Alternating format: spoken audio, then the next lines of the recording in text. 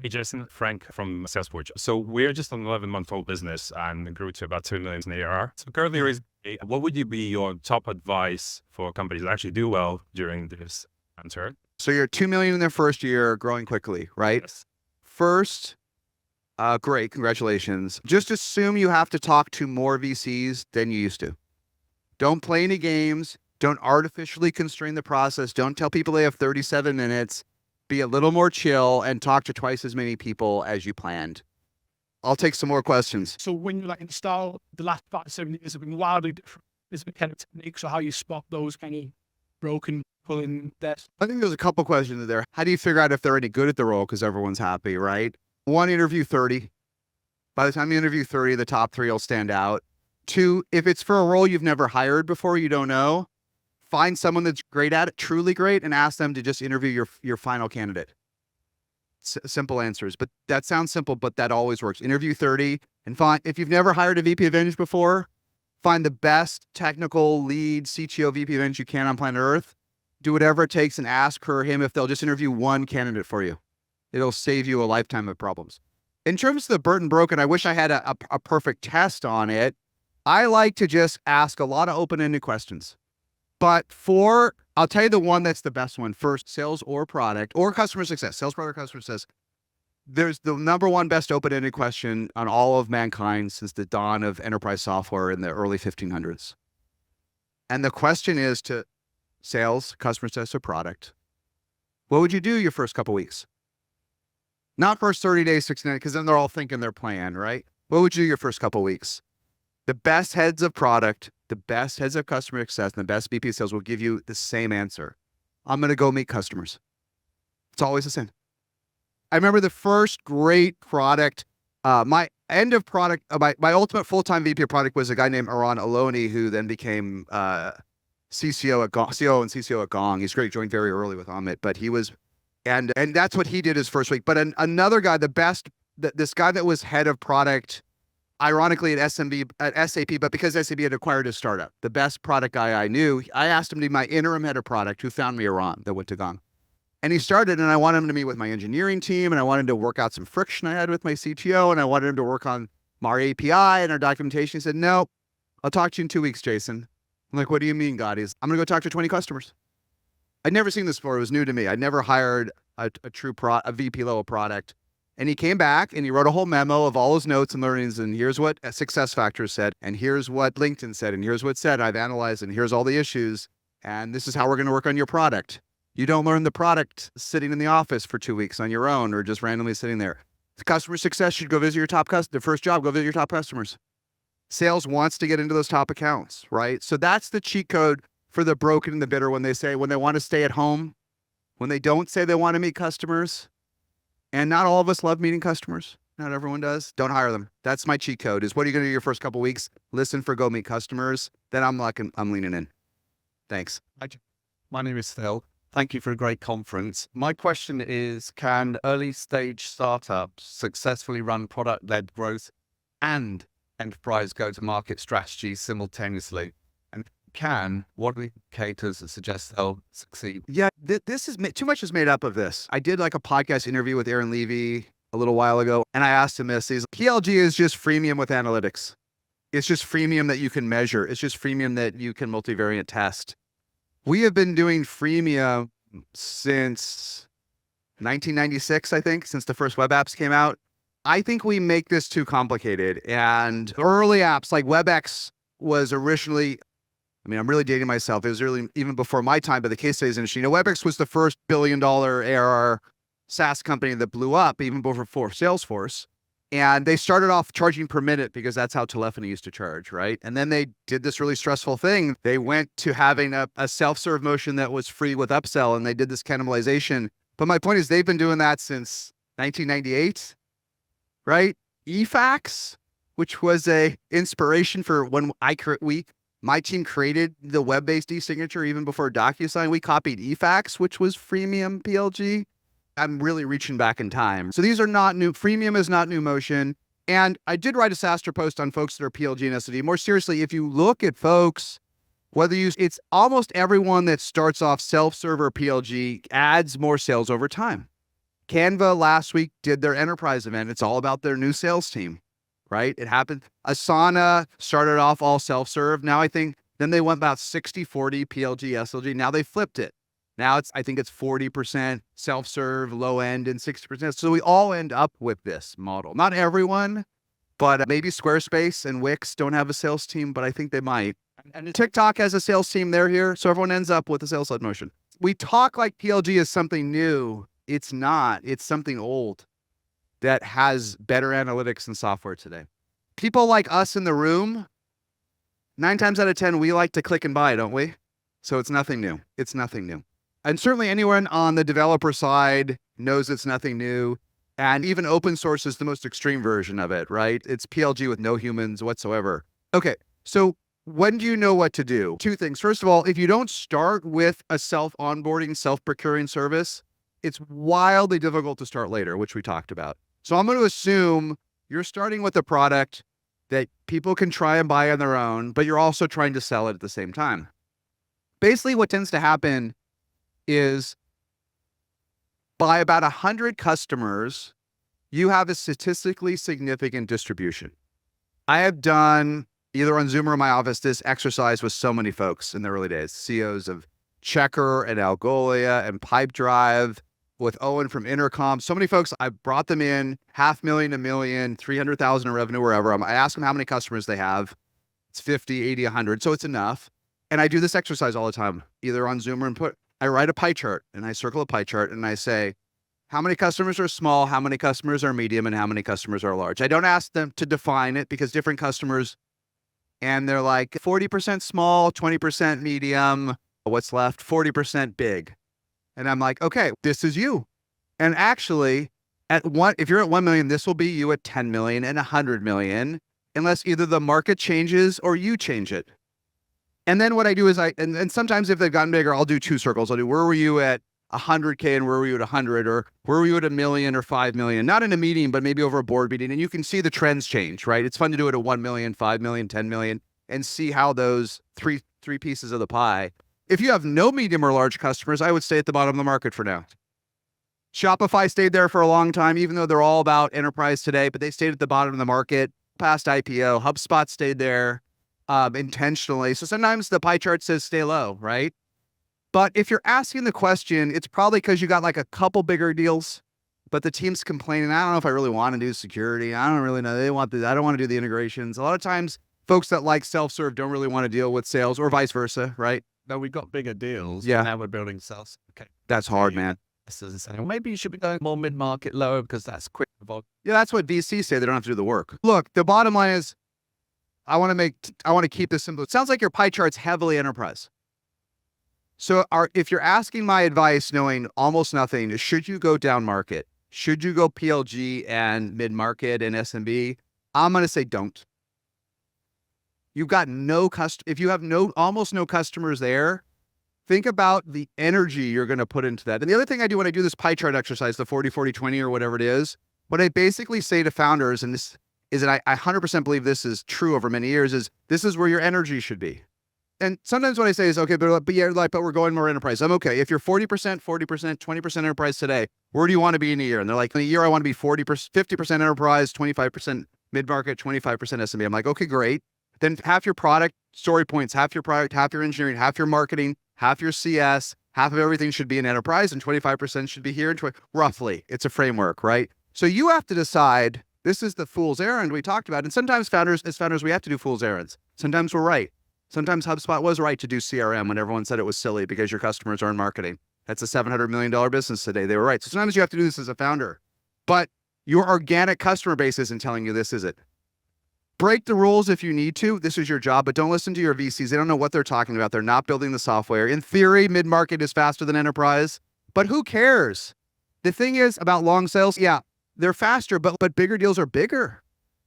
So we think it's better, but it's not, because once you've been doing enterprise for a couple of years, you stop caring about sales cycles, because when you have one deal, it's really stressful. When you have 50 big deals with 6-month sales cycles and you have a good sales team, that's why we actually have pipelines, and we're like, okay, this one's going to close this quarter, this one's going to close next quarter, and this one's in security review, and this one's in a paid pilot. It's part of the cadence, and it's not that bad if a $2 million deal takes 10 months to close, is it?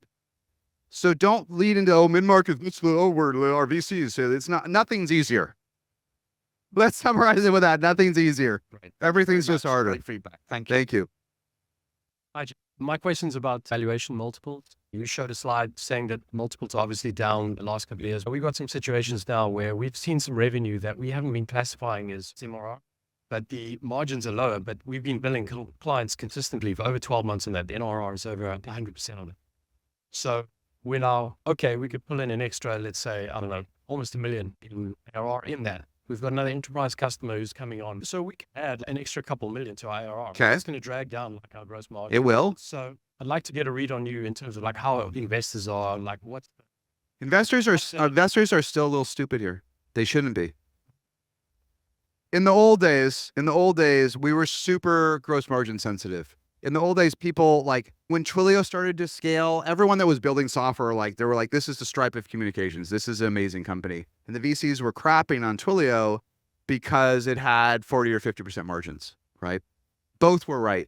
Twilio ended up being an iconic generational company. And it also traded and it ended up after 2021, it ended up trading at a pretty weak multiple because of the margins, right? And so VCs in the beginning were very wary of these lower margins from blended products. And then I know you know this, in 2021, no one cared. No one would really look at the gross margins. They just wanted the top line to be growing. And I didn't understand it as someone who's been in the space for a long time, but the public markets didn't care either. The public markets, I'm exaggerating slightly, but the public markets said, hey, Toast's hardware business that is still gross margin negative counts. Toast doesn't even count it in their reporting anymore. And Shopify got too big of a boost from its blended model, right? Shopify is epic, but its financial services margins are much lower than its software margins, right? There's a number of examples. And so in 2021, no one cared. Today, the public markets absolutely care to an extent, right? And a software company really does need to have north of 70% margins. But to be tactical, I would say a lot of VCs today, all they care about is top line growth today. So what I would do if you have communications, software, and other, I would be honest. And a lot of founders today aren't honest. I would be honest. And I would just do 3 colors on your revenue stack. Say, listen, we're at $1 million in revenue today. Personally, I wouldn't even call it ARR, even though everyone does. We're at $1 million in revenue, 300K is from software, 400K is from messaging, and 200K is from services, right? Shopify does it. Bill.com breaks out their segment. Toast is look at Toast. I've written up on SaaStr. They're very honest about their different segments. Put it in different colors in a pie chart and let VCs come to their own conclusion. Some old timers may say, I'm out of here. And that's fair, right? Or they may take a marker and only give you credit for the bottom line. Others won't care, right? There's literally a company I invested in, great founders.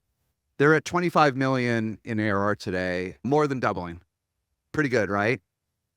But 20% of the revenue was passed through zero margin revenue. Does that count? No. And I kept saying this to the other fancy investors on the board and the table. I'd be like, well, it's a good company, but 20% is pass through and another 20% is basically 5% margin for merchant services. So really, it's not a 20, it's a great company. I guess I'm old school. I think this is a 14 million company. And they didn't care. And this company raised tens and many tens of millions of dollars. And then finally, a couple of weeks ago, one of the investors was like, wait, how does this work? And we totally restated the revenue my way. We totally restated the revenue, and the revenue's 60% of what it was, right? Does it change the ultimate company? Maybe not, right? But the point, there's a lot of points of that story, but my learning is that even today, going to the opener, investors are still hunting decacorns, right?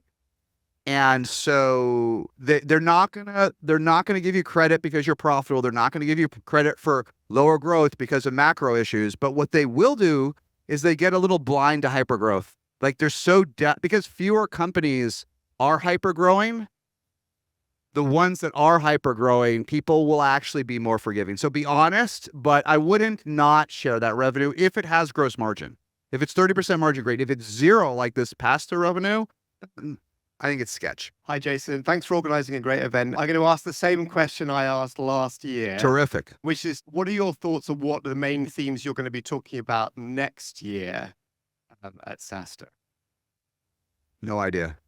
I don't know. I probably said that last year. The slides I made for the opener, it took me a while to synthesize the B2B to B, the B2B to C, the AI stuff. So I don't know. I'm pretty bad at I'm pretty overall at seeing how businesses compound. But for example, I did a couple of these like roundtables with Harry Stebbings on 20 VC, and I did 50,000 with him and then 10,000 with a couple other top investors that we would have an IPO a week in the second half of this year. So is July 1st the start of the second half? Do you think we're going to have 26 IPOs the second half of the year? I think I'm going to lose my $80,000.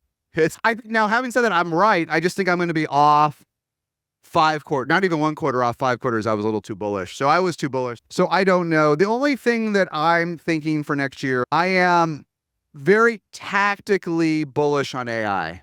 I am not excited about the 200x ARR deals. I'm not trying to see if exciting things like Poolside that are worth $2 billion at less than $1 million. I'm not that smart to know whether those are good bets or bad bets. I do believe that any area of SaaS where AI is even a smidge helpful today, and let's not be cynical, that's even a smidge helpful, I am just tactically bullish that in a year it will all be better.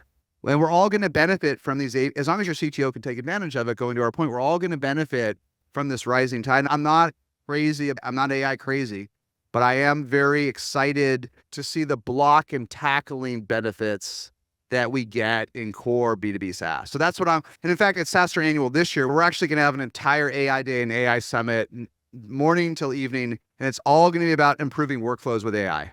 We're going to have CEOs of Klaviyo and folks from all the top leaders, but instead of talking about how to turn text into images and cartoons, and we're all going to talk about how it's changing B2B stuff we care about. So that'll be the first day, September. You can only come to that if that's all you care about. So I'm into that, but you can keep the cartoons and stuff.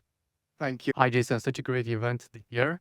Indeed, I think it was better than last year. Good to hear. Content. So my question is, when it comes to marketing agency, on which ones under-deliver the most in the SaaS? And the founders really need them. Is the lead gen, cold emailing, BDR? Which agencies? Which marketing agencies?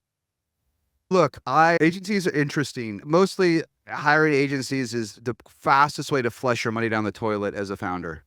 I remember I invested in a third-time founder that I've known for years, co-founded as CTO, a company that was acquired for over $1 billion. Last company was acquired for a couple $100 million, but this is his first time as a business CEO. And it's like a couple months in, things aren't working. I'm going to get some marketing help. I'm like, great. I'm going to hire the best agency in Southern California. Everyone says they're great. I'm looking at their website. I'm like, and it's only $100,000 and we're going to do a big launch around this. And best one, 3 months later, he gets some really nice collateral and a really good 2x2 on the industry and 0 leads. And I just begged him not to do this. One of the smartest people I've ever worked with. I give you a million stories. Look, there are gems. And I do believe like anything that is professional services, there is a gem. Find the best lawyer. It makes a difference. Find the best tax writer. Find the best marketer. Then sometimes they are at agencies, right? But hiring an agency per se, not a person, it's a way to flush your money down the toilet. It's true in marketing because all marketing agencies want to do is run formulaic AdWords, give you formulaic collateral, give you formulaic this. It doesn't work for startups. You don't have a brand. They want to flush your money down the toilet. Agencies for BDRs and SDRs never work, with a few exceptions. The reason they never work is because with 20 clients, you never learn the product. There were flickers of it working 10 years ago when few folks weren't working Cadence, and there were flickers of it working in 2021 when we bought so much software. And I'm not saying there's not someone here but if there may be someone at an agency that is almost full time for you that could run the BDR playbook, but the regular agency they're trying to run the exact same emails, the exact same copies, the exact same breakup emails. No one understands your product. No one can respond to a question. Better to brute force it yourself. Don't hire an agency to do it.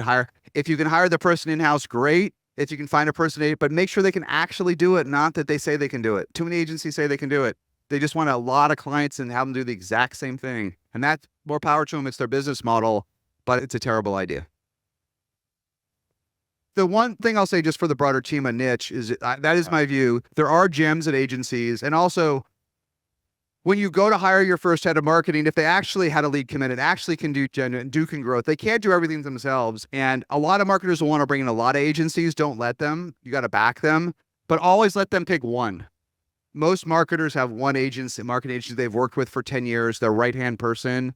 At least let them bring in let everyone bring in one right-hand person. For an executive, you have to. And marketers often will have one agency. And whether you see it or not, you got to back them. Yes. Much for today. So everyone here seems to be founders. I'm from a VC, but I'm fairly new to the VCs. We're fairly industry agnostic, but it's so technical that sometimes it's difficult to cut through how to find those gems. How to find the best startups? What's your perspective? Obviously a very broad question. That's a big question. For VC, you either got to find the ones that other people don't find, or you got to win. You got to win, right? You got to be in all the deals and find a way to win, to beat the other people, right? The later stage venture is all things, the more it's about winning, right? Because you're in every deal. I remember someone, I forget who years ago told me, I think they joined Andreessen Horowitz fairly early, right? And they didn't care at Andreessen whether they ever did a deal. They weren't obviously at the top. They were just going to get fired if they didn't see every deal in SaaS at the time. That they just needed to make sure that no one got funded on TechCrunch or Strictly VC that Andreessen didn't see. And this turns out to be true at many other funds. We got to see everything. The earlier you are, the smaller you are, that becomes impossible, right?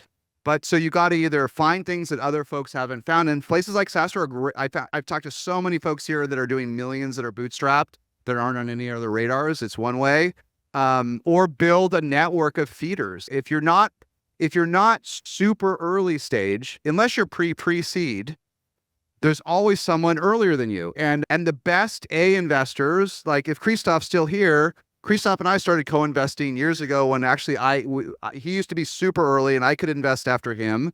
Every great SaaS VC wants to go meet with Point 9 because they just want to see what the hot stuff is. Everyone comes, hello, Pavel, what's new in the portfolio? How many of these do you get? 20 or 30 a year? All the time, right? Because it's a way to hunt and you can do it on media. But so my point of the story is another way to do it is just build the relationships one stage earlier, right? And it's funny, when I started investing, I didn't know what I was doing, but I had a pretty good brand, right? And all these associates and principals and others starting, when I was working on sales, they would just show up at my office. And I didn't get why, but they were looking, this is their job. And they were like, hey, maybe Lemkin seems to know a few things when SaaS is, what are you looking at? What's in your portfolio? And I thought that they liked SaaStr or something, and some of them did, but this is the job. They look, does someone have enough juice, enough whatever? And you got to be all over them. And so you're early in your career, like, how can I do that? But they all did it. But not everyone did. Some of these relationships have lasted for many years, right? Like I met Teddy Wardy. He runs SaaS at Insight. He was a junior VC at the time, sat on my doorstep, right? I'm like, oh, come on in, kid. Has gone on to be one of the best successful. He's in everything from Wiz on down, sales ops with me. I'm pretty good. He started off as the kid coming by to see who the SaaStr guy is. Not that I was necessarily the perfect one, but it's just, there's always someone downstream who's always hunting. And so these aren't perfect ideas, but it's a hustle and sales game. It's not, everyone thinks, for what it's worth to be cathartic to founders, everyone in venture thinks, until they realize how it works, they think it's a game of thinking about it. All the great ones come by our office, all the Datadogs and Whizzes and HubSpot. We see all of them. We get a couple months to hem and haw, see a few reports, decide, is that Brian Halligan really going to go? I don't really like MBAs. Something really going to happen? No, it's it's a sales business and a hustle business for almost everybody. And the only folks that don't have to hustle like that have massive inbound. And there's only a handful of folks where the founders pick them. It's very rare. Almost on your point that most marketing agencies flush down the money. Not all, but also context. I've been and run like a 7-figure B2B sales enablement agency. That's our biggest challenge, right? We tell people like, hey, don't give us all your money. We don't know what we're going to do in 3 months with you. The biggest challenge is trust, and other agencies and also sales leaders promising the moon. So, we're going to find product market fit for you. We're going to flood your calendar with an agency cannot find product market fit for you. That's my story with the CTO. That's what I missed in the story. Really, he hired them to find product market fit for them. And that's the great sucker bet of all. So what would you advise a person like me that doesn't want to promise the moon, AI-based, shortening sales cycles, 2 weeks with cold emails, whatever? the promise is that it's not going to work. I get the competition. Here's the cheat code. If you want to build an agency, if you want to build a services business, or as founders, if you want to hire someone to help you, here's the simplest cheat code. And this is why it's hard to run an agency. If it's the principals, and take the meeting. If it's the folks running the agency, every time someone reaches out to me for a need I have, we have a lot of needs at SaaStr. We only have 9 people. We have a lot to do. And sometimes I'll get a pretty good email from an agency, and at the bottom, it's business development associate, or they want to screen me. No, you can beat out 99% of the agencies, and you can decide if one of these fractional resources worthy founder is, do I get the principals? And agencies don't scale because the principals only have 50 hours a week. And so there's an overlap where you still get the principals, right? But Taylor and Caitlin run this cred PR agency. There's Taylor right there. If you want to hire folks to help you with speakers and speaker content, hire them. They're the best. I've worked with all of them. But here's why we're lucky, that they own the place. This is their 5th SaaStr. So I don't want to talk to their BDR. If you're lucky enough to trick someone that's a principal that's good, that's the cheat code. So if you want to deliver, be that person. But the problem is you can only have so many clients, right? And every agency deteriorates when the principals don't do the work. But also, how do you scale if the principals don't want to do the work, right? So basically pitch that you're small enough to still be able to give the principals the plans. Pitch that I will be there. Listen, we chatted for 60 seconds. I know that you're smart and have passion. If you told me you would come to my office and work in my office and you would be my outbound program, I'd give you a shot. But if you want to hire me so that 2 kids you found down the street are going to do it, I'm out. So that's the summary. And that's what I would look for as founders, is will the principals do the work? It's very rare. So thanks for the question. Thank you so much. Challenge accepted. All right. Yeah. Hello. First of all, thank you for all the sales content in SaaStr. It has helped us so much. Good to hear. I'm looking for now in the implementation side. So question is practices, what should happen after you close the deal on implementation? Look, there's a lot of best practices, which I'll allude to, but it can be hard if you have too many customers. But I love one eye opener for us at the 2nd SaaStr annual. We had Peter Gassner, who is the founder of Viva, which is worth $35 billion. It only raised $3 million in primary capital. It's worth $35 billion. It owns CRM and content management for pharma and biotech. It is like the Salesforce and more for biotech. In fact, he was the VP of technology at Salesforce and said, hey, they're not really doing life sciences. I'll go do it. I'll raise $3 million and build a $33 billion company. Kind of a cool story. But they're very enterprise. They're all 7-figure and 8-figure deals. And I asked Peter, you can see it on our video, what do you do with new customers? I'm paraphrasing, but we do a 45-day call. I do a 90-day call. I do a 180-day call myself at that time, me and my team. And so doing these 3 calls for real is, I think, a great framework, then back into what the KPIs are under it. People don't do enough of these calls anymore. Or the saddest thing is, in CS, folks still talk about doing QBRs quarterly. And I ask a lot of CS folks, how many of your customers show up for your QBRs? How many do? 1 in 10. Doesn't count. Force it to be documented. Force senior leadership, at least with your bigger customers, to do 3 calls when they start, so that you can hear what's happening and surface the issues. And nobody really does that. And then here's the thing. And I think we might have talked about this earlier, and Sam Blon alluded to it in the morning. Measure it. Measure what % are being onboarded in the fastest possible time, and make that a core KPI to drive it up. Almost all founders find that fewer of their customers are onboarded as quickly as they think. Fewer. They're often shocked that they sign a customer and they just assume their team's gotten them up and going, and they find out, what, it's been 60 days, it's been 90 days, and they're instant churn risk, right, if they don't deploy. So figure out whether it's 15 days or 30 days or maybe 60 days if you're enterprise, figure out what your goal is. Ideally, 90% or more of customers are onboarded in the shortest period of time. Measure it constantly, talk about it every week, and use that to spot the sub issues and the sub KPIs. Thanks for the question. One more, or are we done? All right, one last question. Thank you. Hey, Jason, Frank from Salesforce. So we're just an 11-month-old business and grew to about $2 million in ARR. So currently, what would be your top advice for companies that actually do well during this downturn, looking to raise an A, doing really well? Okay, I'll give you 2 pieces of advice. So you're 2 million in their first year, growing quickly, right? Yes. 2 things. First, great, congratulations. Just assume you have to talk to more VCs than you used to. Don't play any games. Don't artificially constrain the process. Don't tell people they have 37 minutes. be a little more chill, and talk to twice as many people as you planned. There's a lot of reasons people, for AI, those types of metrics, assuming everything else, you probably have an 80% chance of getting funded in 2021. Today, maybe people are gun shy. Maybe they're scared to invest. Maybe they only want to do infrastructure. Maybe they don't. Maybe everyone's tired of sales investing, right? Even me, like my third or fourth investment was SalesLoft, which sold for $2.5 billion. I'm tired of sales after that. Like I'm bored of I'm just fatigued from the category. So there's just so many variables in this. We talked about it at the opener. There's just so many segments of the world, and not everyone is in market. Not everyone is receptible. And you say you're AI, right? But you may not be the type of AI people want. They may want OpenAI or Cohere or Perplexity or DeepL so you think you're AI, but you're not necessarily the flavor of. Talk to 2 to 3 times as many folks is my one advice. The second advice, I wrote this up on Twitter the other day, and then I got just hazed on Hacker News, but I was right. And I wrote about, or there were 2 things I got hazed, but it got a lot of positive engagement. But I wrote, one of them was about how a founder sent me a deck in May that was dated March, and I was hazed for being too critical. But my point is, there's so many wrong things. First of all, they've been fundraising for 2 months. Okay, but at least pretend like you're not struggling to fundraise. 3, at least pretend I'm one of your first choices. Obviously, I'm not even your top 20 if it took you 2 months to get to me, right? 3, you didn't even read it. You didn't even read it in 2 months. You didn't even update it, right? So I got hazed on that one.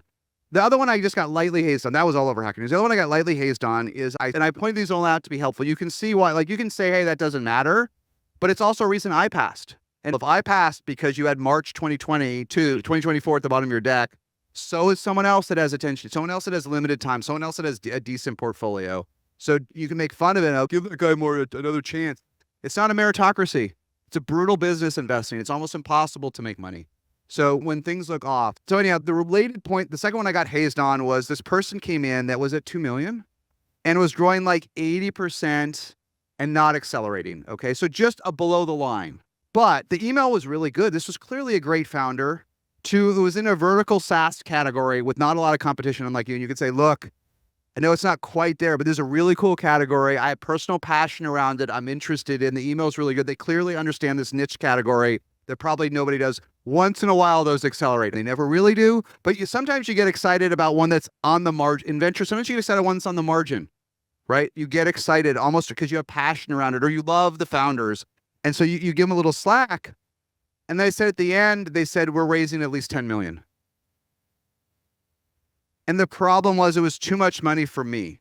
The one problem was they didn't go to my website, which says I only write up to $4 million checks. That's a fail to not do the right. But they all knew about SaaStr. It was the greatest email and all this stuff. So they should have read the website. But my real point of the story is it was too much money for me. But if she'd asked for 4 to 5, then I would have probably leaned in. Or if they asked for 10, but everything was great, I'd be like, I'll call Christoph. I got my buddy. I got another 5, no problem. Like I'll get all my friends together if you're the next whiz, right? You can ask for too much money, but here so my point is be a little conservative in your asks. Don't be so aggro in your timeline. Don't be so aggressive in the amount you're raising. There's some minor negatives for asking for too little, which it implicitly might ask for a lower valuation. There's some minor negatives for not telling people they have an hour to decide, which is they might not ask or get off the can. But be more chill today. Be more respectful. Be conservative on how much you ask. You can always raise more. You can always raise more than you ask. And those things will just increase the odds in stressful times that you raise the money. That's my best advice. So much, Jeff. Yeah. All right. Thanks, everybody, for the time.